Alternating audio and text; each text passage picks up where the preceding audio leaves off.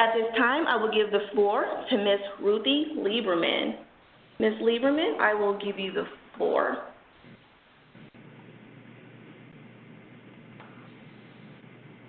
Great. Thank you so much, Tina, and good afternoon, and welcome everyone to our webinar. We have a great turnout today, and we have some interesting material to present. So first off, we'd like to just find out who's on our call today, and we also want you to practice using that wonderful Q&A box on your bottom right hand of your screen, because we're going to be asking you to use it quite a bit. So let's start off by everyone putting your name in the Q&A box, what state you're from, and what's your favorite vacation spot, the mountains or the ocean. If you're sitting together as a group, feel free to put all your names in there and state, and you could just pick one, mountains or ocean. So while you are filling that in, I wanted to let you know that today you're going to get to watch 3 short video clips. All of them are going to be a lot of fun. When those video clips appear on your screen, I want you to know that you have the opportunity to enlarge the video, and you can also lower or raise the volume. You'll find these controls on the bottom right of the video box, which will appear when the videos are loaded. So I'm going to ask Tina if she's ready to start reading off the names and where our participants are coming from. Yes, I have one from Miss Corinda from Oklahoma, and she likes the ocean. We have a Terry from West Virginia, the same thing. He likes the ocean, or she likes the ocean, I'm sorry. And we have a Bridget from West Virginia. She chose the mountains. And we also have here from Michelle, she's from OKC, she likes the ocean. Crusher from Oklahoma likes the ocean. I want to say Miss West from Alabama, she likes the ocean. Elizabeth Walker from Alabama likes the beach, so I'm guessing the ocean. And we also have here, let's see, Lori Jackson from North Carolina. Here, I believe she likes the ocean. Brad from South Dakota, open plains. Carla from Alabama, and Miss Williams from Alabama both chose the ocean. We have Miss Sheila from Colorado. Let's see. And Miss Beverly from Alabama, the ocean. Miss Trenda Jordan, the mountains, from West Virginia, sorry. Deborah from Alabama, she enjoys the mountains. Let's see. We have Ms. Bruce from Alabama. She chose the beach, so I'm guessing the ocean. Tiffany from West Virginia says the beach all the way in all caps with exclamation, so the ocean. We have Nicole from Alabama. She chose the mountains. West Virginia, we have Charlie from West Virginia. He chose mountains all around all the time, so I guess the ocean because he's used to the mountains.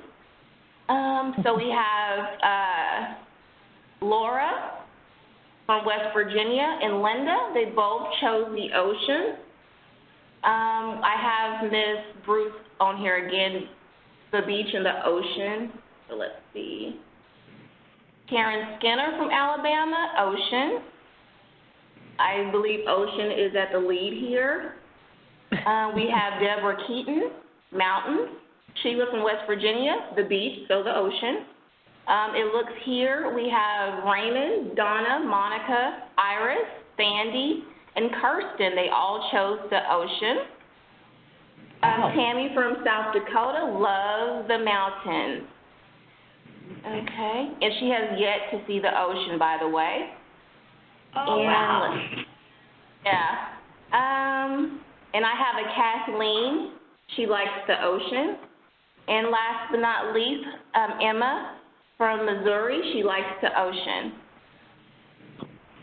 How about you, Sam? What's your choice?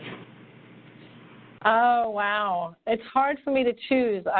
I love to be in the mountains because I rock climb, but I also love the ocean. So I can't choose, sorry. Okay, and well, you, good, because Well, I'm the ocean, so I was saying we can have a fantasy last meeting where the mountain people will join Sam and the ocean people will join me in Waikiki or something like that.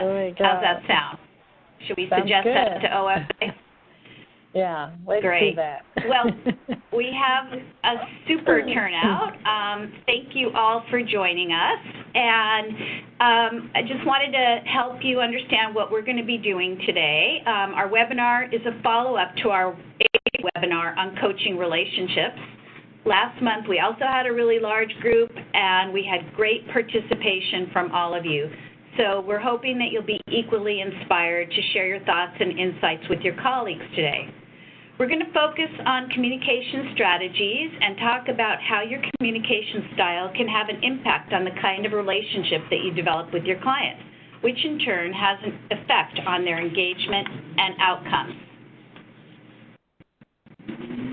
So, Ms. Tina is going to be queuing up a video right now, and this video is going to help you think about how important communication is.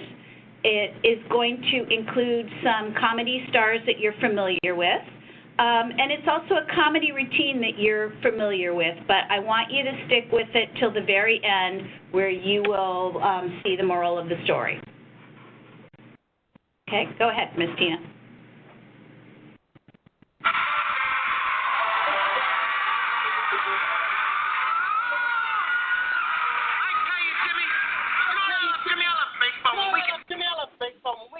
Names on the team so when I see them in that big St. Louis ball club, I'll be able to know those fellas. All right, but you know, strange as it may seem, they give these ball players nowadays very peculiar names. Funny names. Nicknames, pet names. Now, on the St. Louis team, we have who's on first, what's on second, I don't know's on third. That's what I'm trying to find out.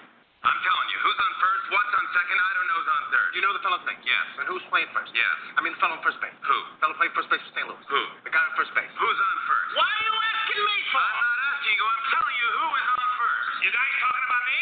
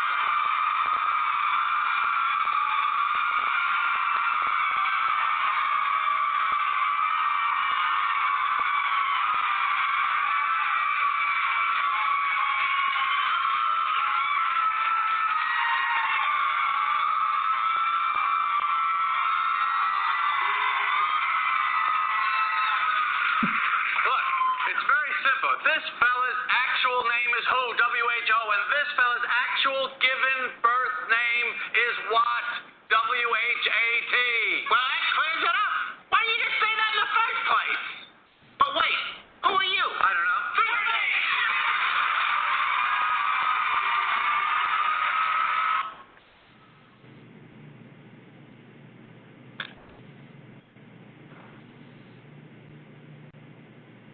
All right, Ms. Lieberman, back to you. Great. So obviously, I think that was a great introduction to the importance of communication. There's so many facets to communication, and we're going to be delving a little deeper, if not as humorously, into them today. But let's just start off with, what is communication? When we think of communication, we, and that would include me, we mostly think about the giving side of information. But we all know the truth is that the receiving side is just as important. In fact, it can be even more important. When you think about your work day, you know that the majority of your time is spent communicating. Communication is the essential part of working with people. How we communicate plays an important role in how we build trust and connection. Good communication is an essential part of building and maintaining healthy relationships. So today we're going to delve into the following communication topics. First, we'll define and talk about attending behaviors. This is where we really pay attention to the needs of the clients. We'll also talk about what it means to be an empathetic listener, so that the client feels that we understand where they're coming from. Then we'll talk about the role of nonverbal behavior in our communication with clients. We'll discuss some useful verbal communication strategies that help us share ideas and motivate clients in a non-threatening manner. And finally, we'll review strategies for managing stress and making an emotional connection to the client. And I should point out that the last bullet is actually a teaser for our next webinar. Right, thank you, Beth, thank you. So, attending behaviors. Good attending behaviors demonstrate that you respect a person and are interested in what he or she has to say. The effect of attending is encouragement to the client to go on talking about her ideas or feelings freely. Without using words, you're communicating that you're listening to the client. There are several components of good attending behavior. Eye contact. Looking at the client is one way of showing that you're interested, but you have to make sure that you're doing it naturally. Later on, Sam is going to show you a great example of how not to look at your client. Posture, as I sit myself up. How you hold your body can indicate that you're interested and also indicates how comfortable you are about meeting with your client. You want to be relaxed so that you can convey that you're ready to focus on her, but you don't want to look like you're ready to fall asleep. Facial expressions. A good listener's facial expressions are a true sign of responsiveness. Are you smirking, smiling, frowning, raising your eyebrows? I suggest that sometime you put a little mirror up near where your phone is and watch yourself when you're talking on the phone, or ask a colleague to give you feedback. I know I myself will often have facial features that don't necessarily reflect how I'm feeling. Now we're going to talk about empathetic listening. Empathetic listening requires you to put yourself in the shoes of the other person so that they can feel heard in a non-judgmental way. Empathy allows your client to feel safe, acknowledged, and valued. Empathetic listening also means that you avoid interrupting, even when you have something important to add. And that relates very carefully to the first bullet, which is that we should make sure that we're spending about 70% of our time doing empathetic listening and only about 30% of our time talking. It's really important that if you offer solutions to your client, you make sure that they're interested in hearing what you have to say. And so Sam and I are going to try to do a little demonstration with you right now. We'll see if this works out. We want to show you different ways of listening, and hopefully as we get to the end of these demonstrations, you'll see a great example of someone who's listening with her ears, eyes, mind, and open heart. Okay, Sam. All right. So hi, Ruthie. How are you today? Not so great. I'm having a hard time with child care. When am I going to have lunch? Oh. That's an example of what we would call pretend listening. Let's do another one. Hi, Ruthie. How are you today? Not great. I'm having a hard time with child care. Something with child care. Oh, child care, huh? So that's an example of selective listening, where I was only listening to part of what she was saying. related to her childcare.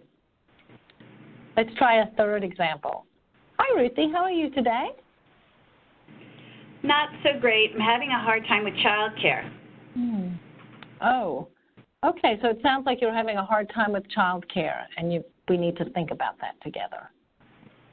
So that's an example of attentive or active listening, where I'm reflecting back what she said, and I'm paying attention to what she has to say.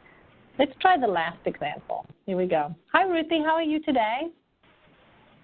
Not that great. I'm having a hard time with childcare. Wow, that sounds really hard. So childcare is giving you some trouble, huh? Okay, yeah, so that's our last example of empathetic listening. And Sam, I have to say, you actually, I felt moved by the way you reacted to me, even though I knew that we were role playing. So I think that was a really good example there. You kind of made me feel like I wanted to talk more. So I know that all of you have thought a lot about being good listeners, and you probably have covered this in your supervision and in orientation at other times. So I'm interested in you now putting responses into the Q&A box and sharing with the group some examples that you can provide about good listening skills. Okay, so what do good listeners do? You can describe them, or you can talk about what you think about to help you be a good listener. So please put those in the Q&A box, and Tina will be reading off some of the responses.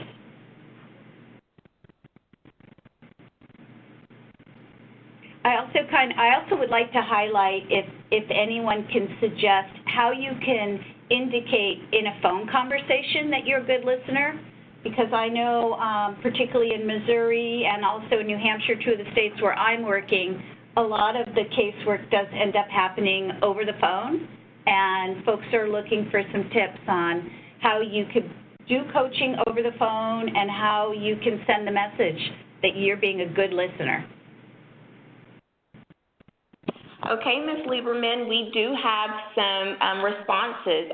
Sheila stated, don't type when the client is talking. Another is, look at the other person to let them know you're paying attention. We have another suggestion, nodding while listening, replying back what they are saying. Another response is, good listeners are present in the conversation, meaning they are not thinking of a response while someone is talking. Good listeners make eye contact and actually pay attention to what people are saying, not looking through papers or at the computer while they are talking. Another response is by repeating back with what the participant is saying. Another suggestion is don't interrupt or change the subject. In a phone conversation, the tone of your voice is very important. Also paraphrase what the client is saying so they know you understand. Another suggestion or comment is by looking at the person when they are speaking, when on the phone, restate to make sure you understand. Great. Thank you all. Those were really good responses, and I particularly thank those of you who gave some ideas around the phone. I know I often hear people typing on the other end, and you know that then they're not quite listening and paying attention to you. Here are some of the ideas or indicators that Sam and I came up with, or actually Sam came up with these. I think that you've covered most of them, but I do want to emphasize the first bullet point, which is let go of their need for control. So I think that relates a lot to not thinking about what your reply is going to be, but really trying to use your mindfulness to clear your brain, listen to what they have to say, and then allow yourself the time to come up with an appropriate response, not the response that you had in mind for controlling the conversation. Another bullet that I'm not sure I heard mentioned was using silence and waiting. That's one that is particularly hard for me. but I have had great role models in Sam and others who are wonderful communicators, and you have to learn how to sit with that discomfort of the silence. Some people's reactions just take a little bit longer, or their emotions may be getting in the way of being able to respond, and it's really important for us to learn to be comfortable with that silence and waiting. Sam, is there anything else you want to comment on?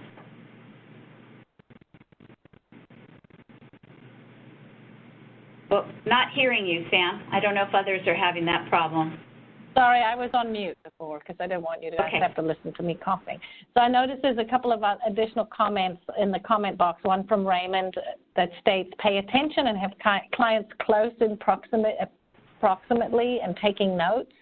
And then I like this is kind of interesting, in a phone conversation, if you smile, somehow it's heard by the other person on the line. And I think smiling is one of my favorite things in communication. Obviously, you have to be responsive to the person's emotional reactions, but I think that's really neat. So thank you for that from Lori Jackson.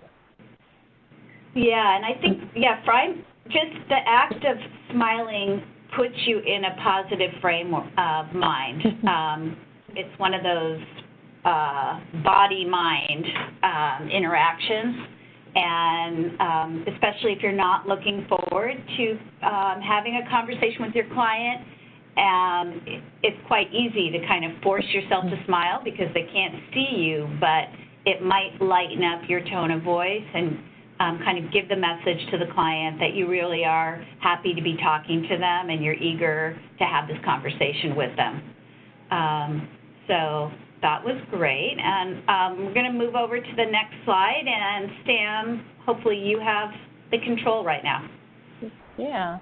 So we're going to, speaking of smiling, we're going to share another video with you that Ms. Tina is going to put up that hopefully will get you to smile. And the point of this video, and Ms. Tina, you can start cueing the video right now, is really to highlight for everybody why nonverbal behavior is an important aspect of communication.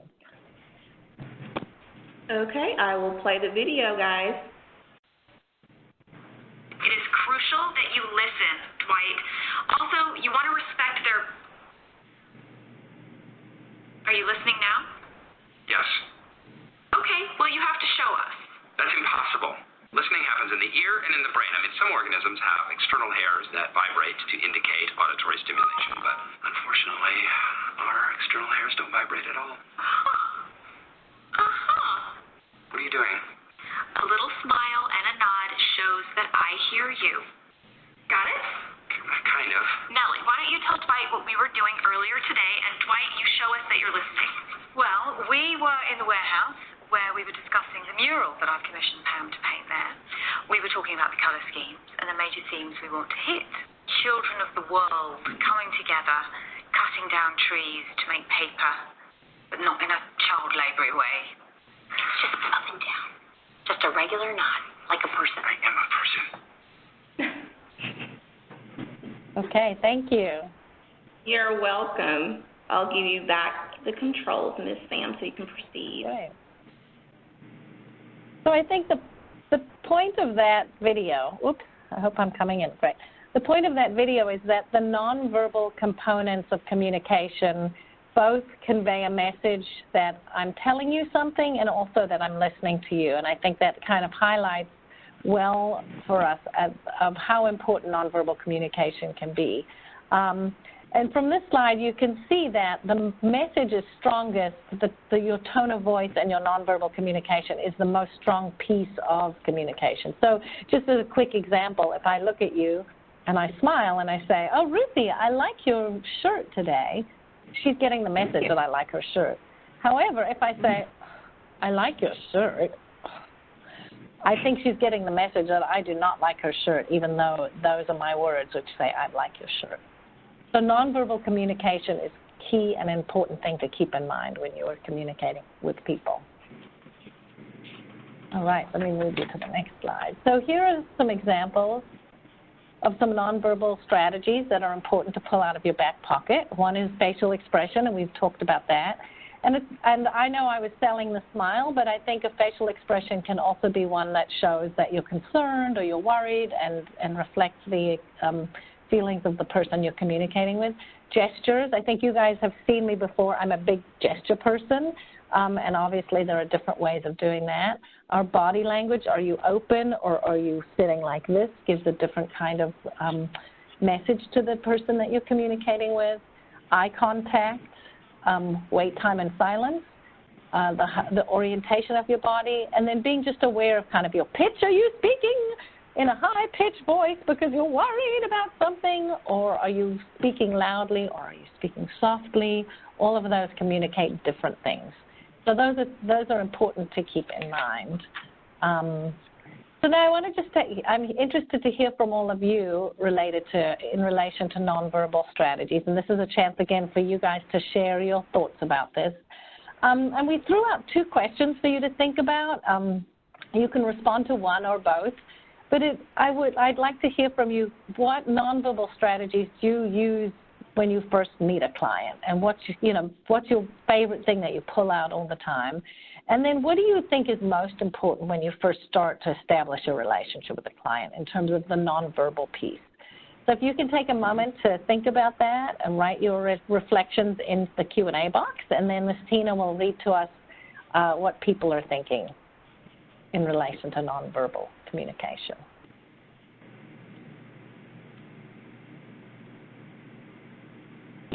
We have someone, Ms. Trenda, suggest handshake. I have from Beverly, a smile and a handshake. Chantel, eye contact. Deborah, a smile and a handshake to greet. Good. And I appreciate the handshake because we haven't really spoken about that, but people have different kind of comfort levels of touch, but sometimes just a gentle touch is a great way to connect with people in a verbal communication strategy as well. I have from Chantel, lean in. Raymond, smile. Always smile with eye contact. That's from Lori. Alita, greet them with a smile. Extend hand for handshake plus eye contact. Another eye contact and smile. From Carlette, Wes. Okay. Ms. DuBose, smiling. So I see smiling and handshake and eye contact are the top suggestions for nonverbal. Great. I just want to comment, I liked the suggestion of reaching your hand out, because that does give the visitor an opportunity not to shake hands if they don't feel comfortable with that. So that was pretty subtle there. I have from Ms. Tammy, she said first smile in bold. Then she put open posture to make them feel welcome. Gesturing them to your office, the chair, etc., to welcome them. I have Charlie suggest handshake and a uplifting tone. Trust is very important in establishing a relationship. Thank you. These are all great examples. Okay. So I'm going to just move us very briefly to thinking about just the cultural differences in nonverbal communication, and this could be a whole nother webinar on its own, but I just wanted to highlight 3 things that you can do to try to be more aware of the cultural piece, because there are different cultural components to them, especially the nonverbal. Eye contact, some people view eye contact as a sign of respect and friendliness. Other cultures might find it as disrespectful, and that, the eye contact makes people uncomfortable. So just think about those things. And so there's a couple of things for you to try to remember. One is observing people. So if you are working with clients from different communities or different cultures, observe what they're doing, and that's a wonderful way to learn different ways that people interact.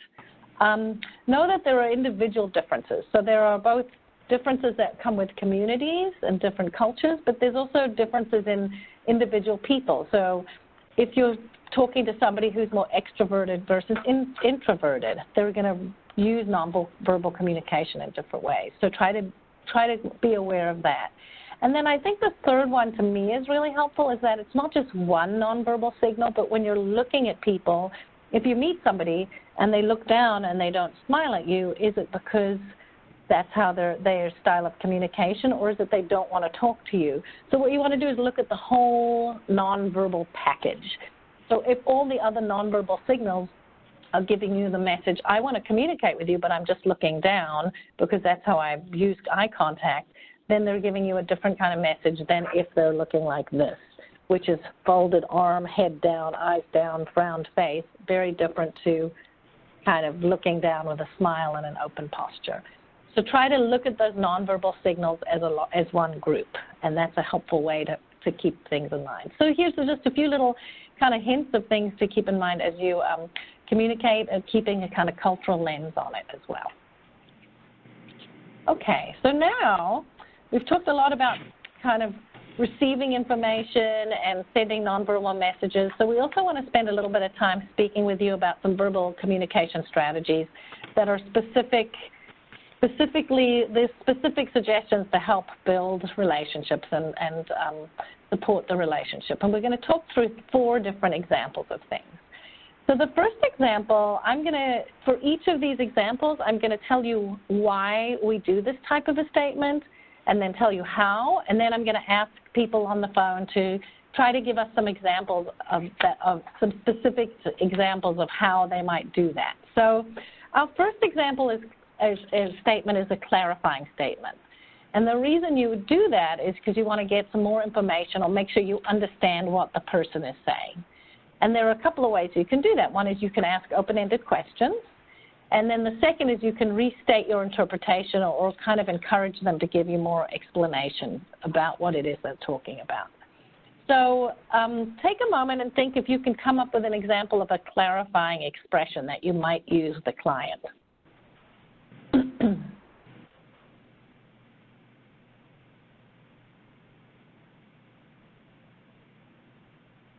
And you can put those answers in the Q&A box. I have a couple that I can think of, but I want you guys to try and think of some first.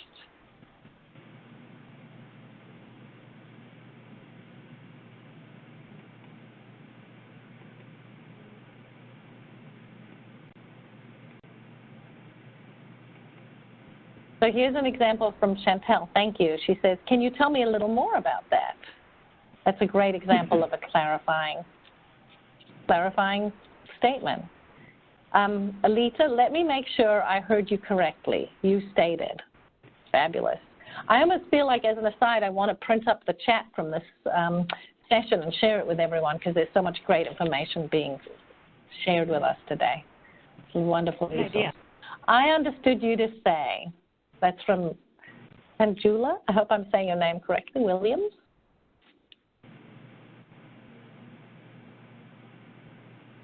Oh, excuse me, Fanny said sorry, I understood you to say. And so you are saying that these are all wonderful examples of clarifying questions. Super. So a couple I have, just so you know, is let me make sure I understand. And then, of course, I also have so you are saying. And so that's a good, I guess, a good back pocket way of clarifying something with someone.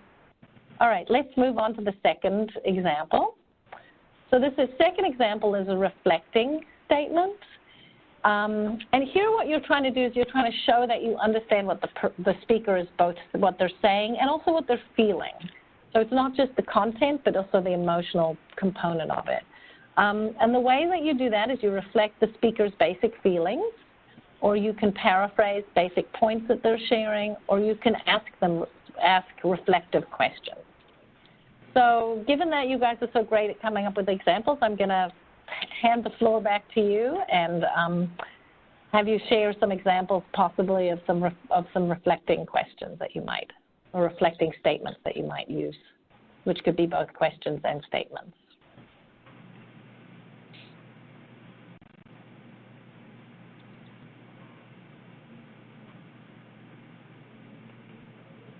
So from Beverly, oh, I think this was from earlier. That sounds really frustrating. And then from Elizabeth, we have, it sounds as if you are a little angry about that experience. Wonderful.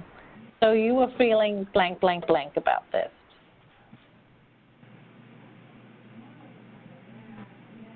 Wonderful. One example I have is just to ask directly, so how do you feel about it? Well, tell me more about how you're feeling about this. Super. All right. So I'm going to move on to the next type of verbal statement that you can use, and this is summarizing. And so the reason why we would summarize with a client is just to review how things are going and kind of pull together several ideas. And the way that you do that is you'll restate a major idea that's been expressed and then again include feelings in the conversation. So let's see what examples you guys can come up with for this.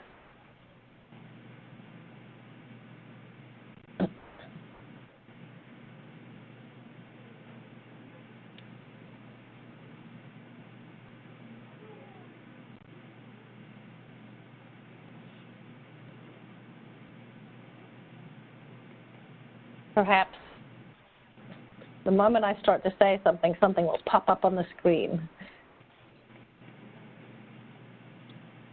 So restate, thank you, Trenda. Restate what they said. So just reflecting back exactly what they said and restating it. Wonderful. Another example might be, so these seem to be the key ideas that you've talked about. Alita says, so your plan of action includes, how do you feel about this so far? So she's combined some things here as well. Another example might be, let's make a summary. Like, here's a summary of what I've heard you say so far. 1, 2, 3, 4. And I'm just throwing a little nonverbal in there for you guys, if you want, for anyone who's watching the screen. Okay. So let's, before I jump into encouraging, I see Raymond also says, maybe Iris is saying that, restate what they say or state. Let me make sure I understand you. So that's great, thank you. Tammy said, so what I hear you saying is, exactly. So I'm going to jump into the last example of a verbal statement that helps to build relationships, and this is an encouraging statement. And the reason we do this is to show interest in what's being said and also encourage further conversation. The way to do that is to use a neutral rather than an evaluating comment, and also to ask for more information. And I'd like to just say a little bit more about the first point of using a neutral rather than an evaluating comment.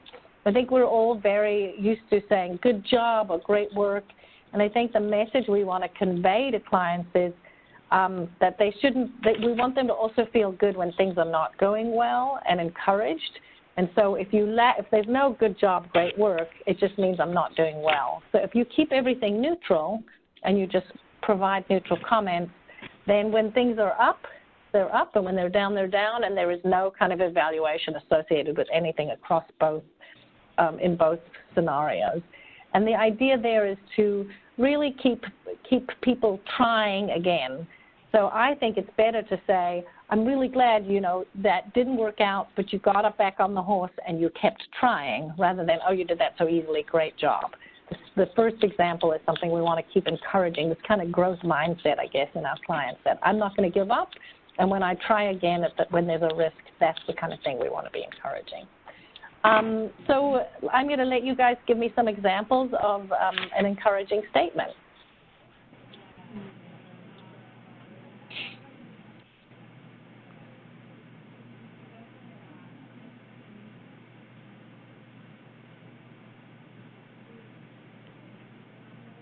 And I'm looking in the Q&A box for some wonderful ideas so that we can add it to the record and share with everybody. And then from Carletta, you can do it. There you go. That's encouraging. Thank you. All of these are great ideas. You put a good deal of thought into this. And then we have that was from Alita Bruce, and from Chantel Hagen, you put a lot of work into that. I hope I can help to keep supporting you. And Trenda Jordan, you completed the goal you set out to do. And then from Bridget, I hope you were excited to work together to meet your goals. And then from Charlie, I understand you may be disappointed, but don't give up. Keep striving towards your goals. These are great examples. Awesome. This is really starting to make sense. Very proud of you from Kathleen. Wonderful. So how are you feeling about your progress from Marcita? Thank you very much. These are great examples. And feel free to keep, oh, Monica just said, glad to see you're still trying. I was going to say, keep throwing your ideas in there as we kind of continue moving on to our next piece of the conversation. So we're going to have a little, hopefully this will be a fun activity. So I'm going to show you another video. And this is a video of I'm putting in quotes, a coaching interaction, so to speak. And we're going to get to watch the video twice. And the first time, what I want you to do, and everybody will have received, and Miss Tina will give you, I don't know, Tina, are you going to upload the observation form in case people don't have a copy of it? But you will have received. Yes, I will do that at the end of the webinar. Oh, okay. So what I'm asking you to do for the first viewing of this, just watch this video and get a general sense of how the communication is going. Kind of watch for examples of attending behavior, examples of empathic listening, examples of nonverbal communication, and examples of verbal strategies. And then what we're going to do is we're going to get to go back and watch it again and try to note specific examples of all of those, and then have some conversation and share a conversation about what we're seeing is happening with this coach. Also, there is no example. Go ahead, Ruthie. So I just want to say, before this webinar, you should have received an email with that observation sheet. So maybe before the video starts, if Tina can give people time to get that sheet, and you'll use it during the second viewing. Yeah. So and maybe, Sam, you keep talking. Yeah. I've got, and it's mine, I filled mine in right here so you can see kind of what it looks like. It's just a simple, oh no, mine's not a nice version of it. You guys got a nicer version. But the other thing to keep in mind is that there is no perfect coach, and this individual is an example of somebody who's not a perfect coach. So if you notice her do something that you think, that wasn't the best, I think she could have done this piece differently and it would have been a better verbal communication strategy to build relationship, that's okay. You should make a note of that and say, this is what she did and she might have done this in a different way, like, you know, her tone of voice or whatever it might be. So let's give you a chance to, if you didn't have a chance to print up the sheet, you can download that and then we will show you this little short video, which is also kind of fun. It'll be like no other coaching interaction you've ever seen in real life, let's just say. Everyone, if you didn't get the sheet already, just right-click on this link that I have here for you to download it for yourself, okay? I'll give you a few seconds, and then we'll start with the video, okay, guys?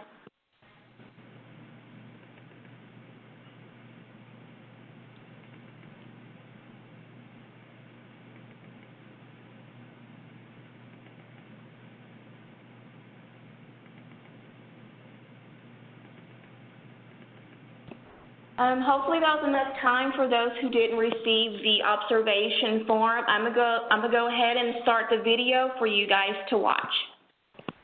Thank you. That sounds great.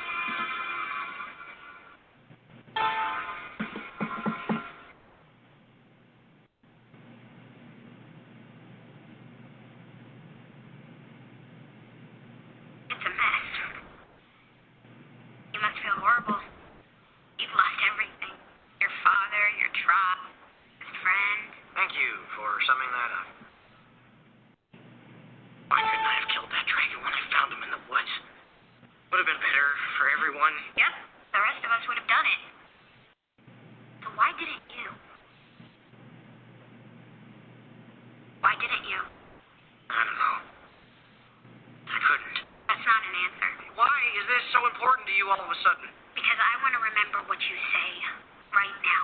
Oh, for the love of it, I was a coward. I was weak. I wouldn't kill a dragon. You said wouldn't that time. No, whatever. I wouldn't. 300 years, and I'm the first Viking who wouldn't kill a dragon. First to ride one, though. So... I wouldn't kill him because he looked as frightened as I was. I looked at him, and I saw myself. I bet he's really frightened now. What are you going to do about it? Probably something stupid. Good, but you've already done that. Then something crazy. That's more like it. And we'll play it one more time for you guys to view it again.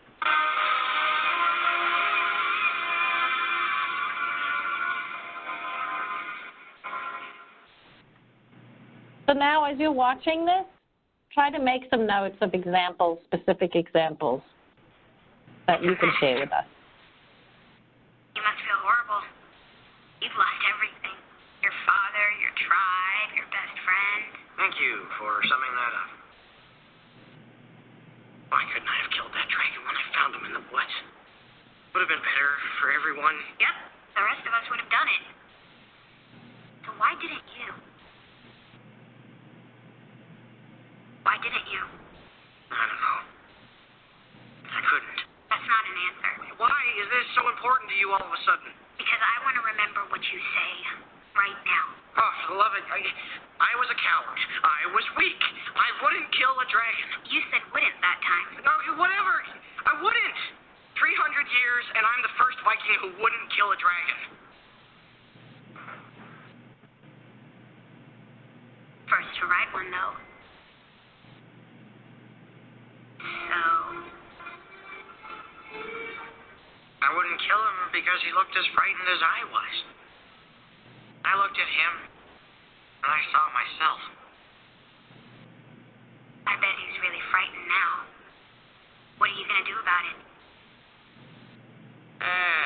Probably something stupid. Good, but you've already done that. Then something crazy. That's more like it.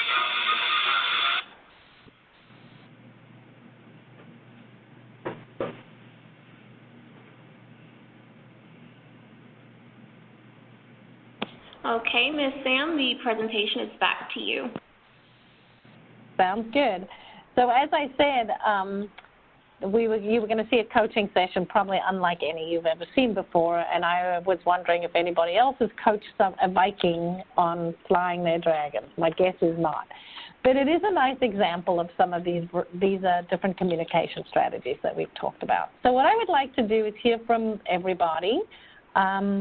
If you have any examples that you saw of the coach, what types of attending behavior that you noted in her. So this is, again, there's two pieces to be thinking about when we're talking about attending behavior. One is she's sending the message, I'm listening, I'm in this with you, I hear you, and I'm not judging you. And then the second is just showing she's being authentic, she's showing empathy and positive regard for her person that she's coaching. So if you can give me some examples, we can talk through those. So we hear from someone that says she reminds him that he's the first to ride a dragon. So she pulled out something positive for them in terms of her attending. So she's saying, you know, I'm showing you some positive regard. I'm highlighting the positive to you. Thank you.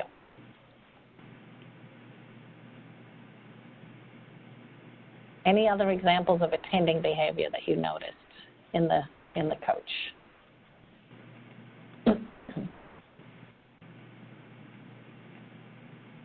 She encourages him when he starts thinking about doing something to help the dragon. She says, good.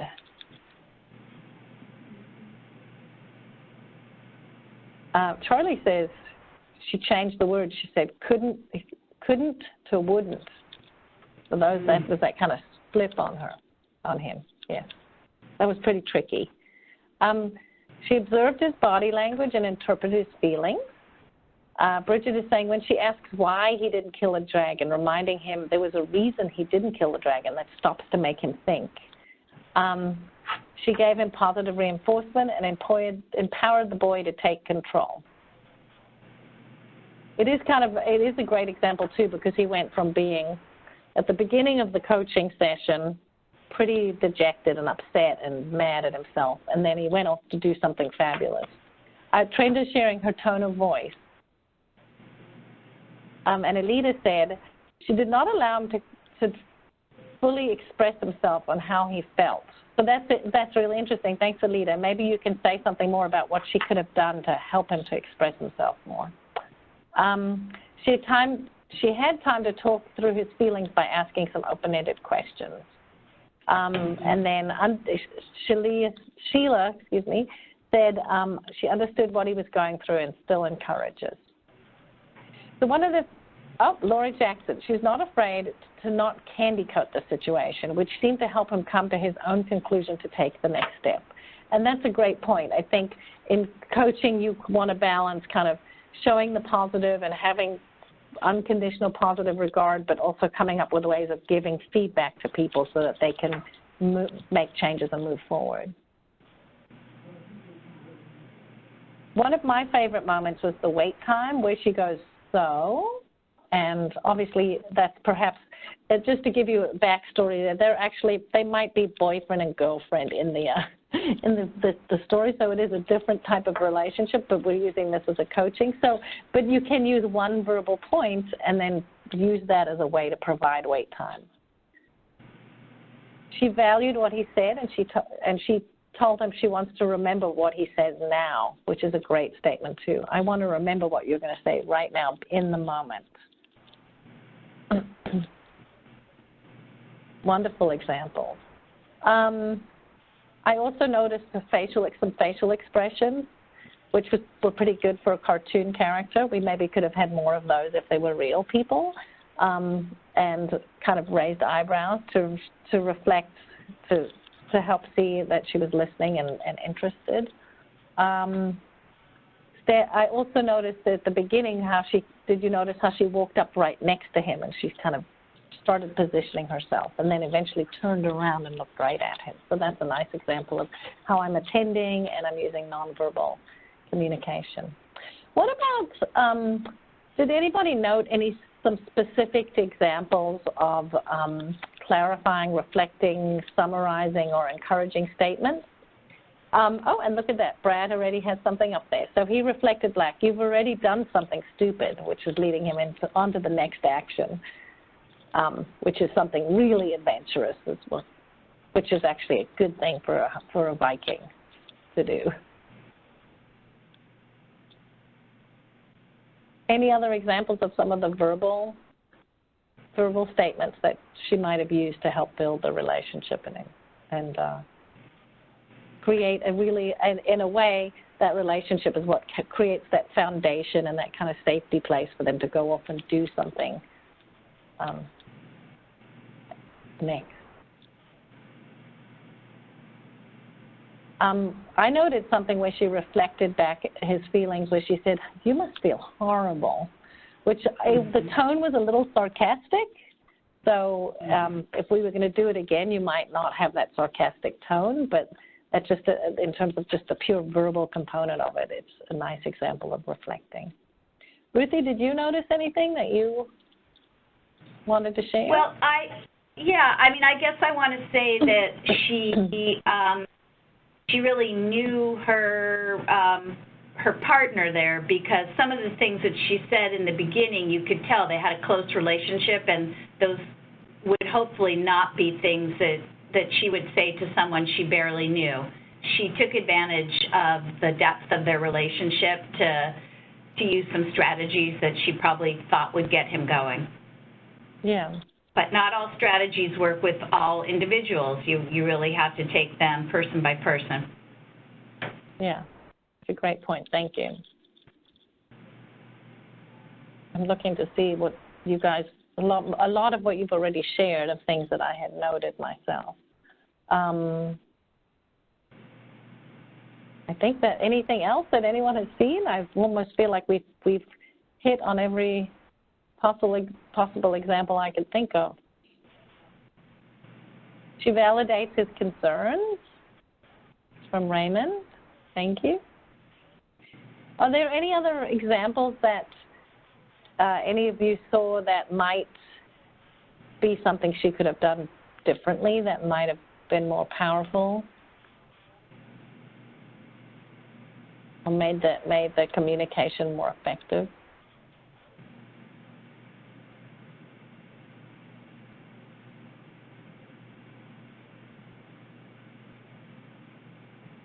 Again, I mean, I would say, you know, in the beginning I found her to be really judgmental and, you know, that was dumb, or I don't remember the language exactly. And I was thinking that, well, that's not the best example of what you could say to someone.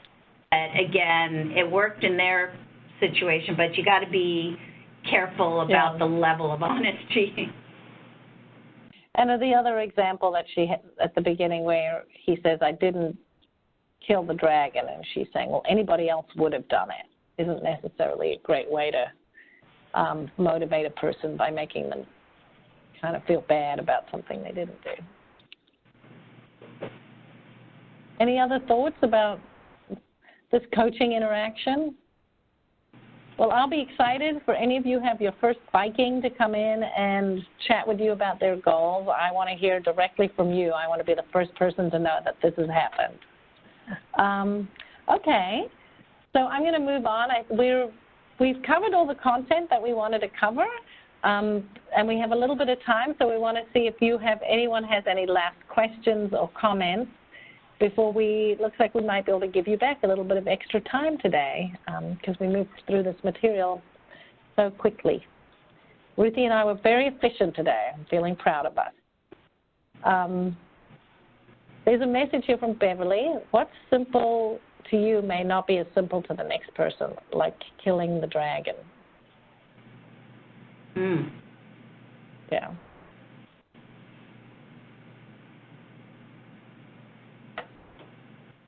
Thank you, Beverly. So any other questions on this topic or comments, things you're wondering about? We would be happy to chat with you about it. Sam, I'm wondering if you could talk about when you're a supervisor, how might you be able to reflect to the folks that you're working with how effective their communication is, how might you observe it, and help them have a more of a coaching stance in the way that they're interacting with the client? For supervisors? Yeah. All right, so I'm going to wing this. That's okay. I'm good at winging it, I think. But I guess the first thing I would say is I'm curious for any supervisors that are actually already on the call, what thoughts you have about this question that Ruthie has of how you help any of your staff or team become better communicators and how you give them feedback. And then I can tell you a little bit about some thoughts because, of course, I always have something that I'm thinking of related to this stuff. So for anyone who's a supervisor, anything that you've done that's been useful in helping support your teams. And while people are typing, I'll just say the first thing that comes to my mind is the parallel process. How you communicate with your staff sets an example and a tone. And, you know, there could even be times that you call out and say, you know, I want you to be aware that I thought carefully about what I'm saying or how I'm reacting to you, or do the reflecting, you know, kind of call out what you're doing so that they can learn from your example. Yeah. And I think it can kind of be on a range. One is just by simply being a model, and when you receive this kind of communication, you're more ready to be able to offer the similar kind of communication in terms of parallel process.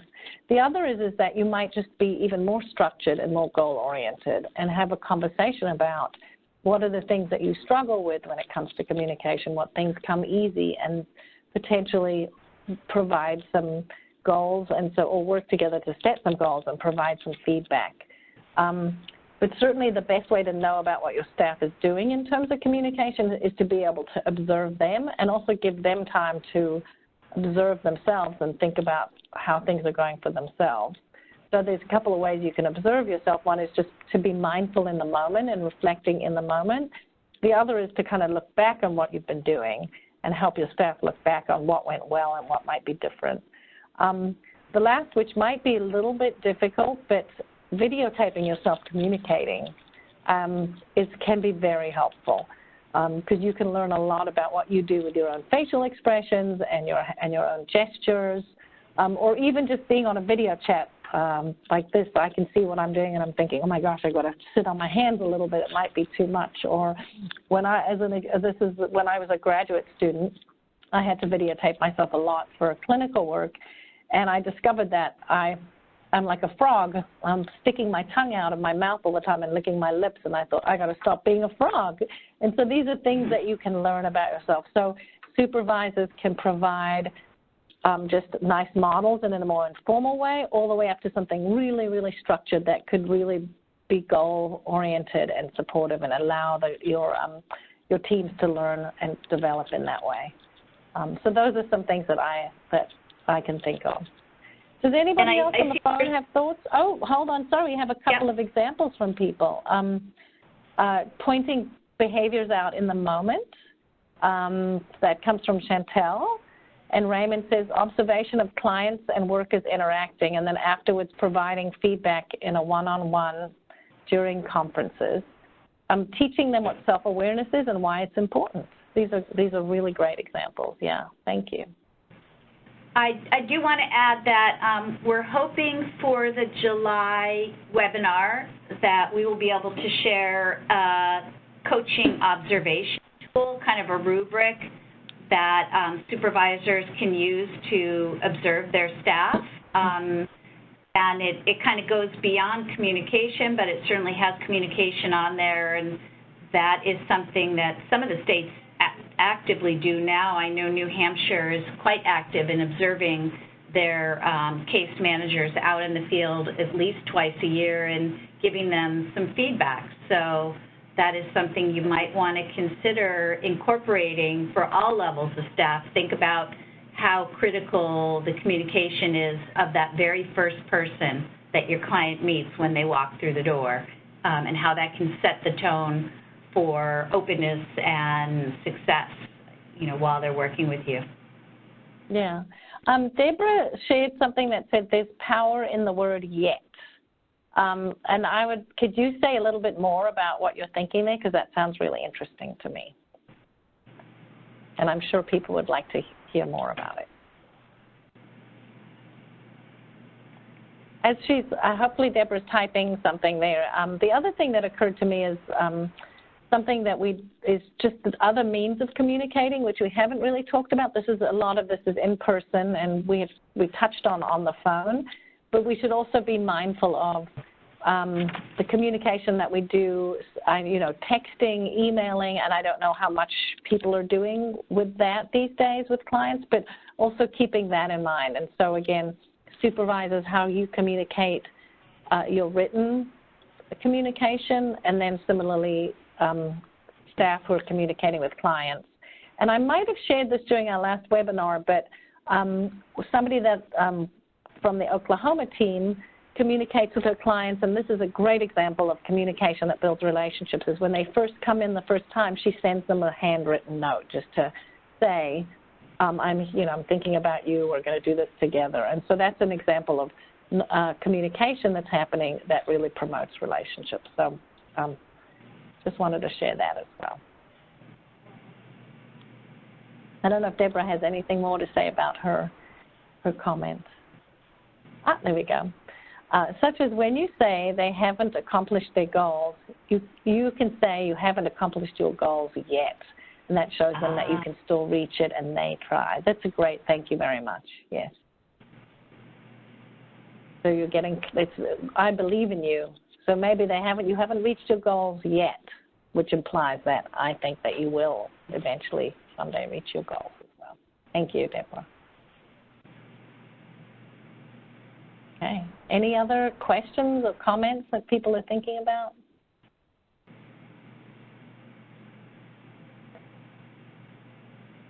I think you've all done a wonderful job of communicating your thoughts and ideas today in the Q&A box. Yes, I agree. Wonderful group. Thank you so much. Okay. We just wanted to give you a heads up on a couple of next steps. The first is just keep in mind we have some upcoming webinars. We have our June webinar is going to move towards focusing on self-care and kind of dealing with some of those potentially emotionally challenging scenarios. The July and August webinars we're working out, but some of the topics that we're thinking about are related to what Ruthie had just shared for kind of an observation tool for coaches. And then the last thing I want to say is that when we sign off, we're going to have a survey that pops up after the webinar. And I know it's hard after you've been sitting and listening to something like this to do yet one other thing, but if you could just take a couple of minutes to respond to that, it's really helpful because your answers are things that help us to try to make these things better. So, and if you, we'll try to keep an eye out, and maybe we can send you a bucket of stars to thank you for completing the web survey and for participating today. So. That's something that I learned from Michelle Watson, who's at Public Strategies, and I think it's a fun idea. Anything else, Ruthie, that you want to share before we sign off? Just thank you, everybody. You were great participants. Here's our information. If you need to ask questions or are interested in anything else, you can reach out to myself or Ruthie. And I am going to hand it back to Ms. Tina, who will let you know kind of the final pieces of the webinar today. Thank you, everyone. It was really fun chatting with you all. And thank you, Ms. Sam, and also Ms. Ruthie for the great presentation today. On your screen, I will upload another file for you all to download for your own use. It will be a communication to enhance coaching relationship handout. And also maybe the observation that some of you all did not get to download when we were doing the previous activity. You can also download that for yourself if you will still like to write and use that tool. And again, we're going to also have a survey at the end of the webinar, and just please take a couple of minutes to respond. Your answers are very important to us. And thank you all again for your attention. And if you have questions, please submit them to your coaches. And as you can see here, Ms. Sam and Ruthie's email address is here as well if you would like to send them an email with any questions. Bye. Bye-bye.